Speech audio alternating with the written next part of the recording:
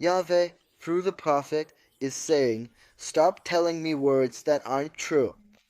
Clean up your language.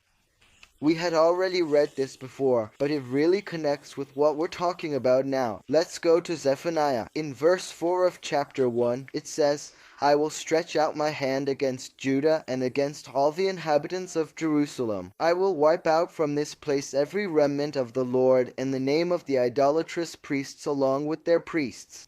So, who do the idolatrous ministers worship? The Lord. That's why Yahweh is going to get rid of that name, because it's not a title, it's a name. It's the name of the false Elohim, Baal. Just like God is not a title, it's a name. It's the name of Zeus, who according to Revelation is Satan. I will wipe out from this place every remnant of the Lord of Baal, right? And the name of the idolatrous ministers along with their priests.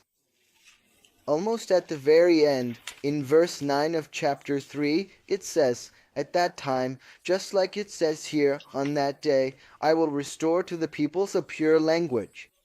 Blessed be Yahweh. Look, and I'm not saying this as Victor Alejandro, because I'm not the only one. But the fact that I have the ability to learn Hebrew nowadays is part of that event, because Hebrew was considered a dead language some time ago. And Yahweh began to bring it back to life so that now I can learn it and read the Torah in Hebrew. That is something, that is a fulfillment of this verse. Now, this will be completely fulfilled in the resurrection of the dead.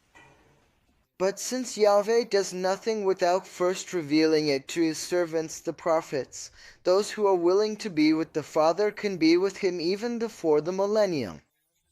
That's why I've told you we should live as if every day were Shabbat, because from the moment we are in Yahushua, we are already on that other side. We are fulfilling the mission the Father has for us, but it's like we're already inside. That's why Paul says that we are seated in heavenly places with the Father. So, on that day I will restore to the peoples a pure language. That means that just as at Babel he confused the languages so that they spoke 70 languages and eventually hundreds of languages and dialects around the world, so that we would end up speaking Spanish and other Israelites English and others French. But Yahweh says, the day will come when everyone will speak one language, just like in the beginning, before the confusion at Babel.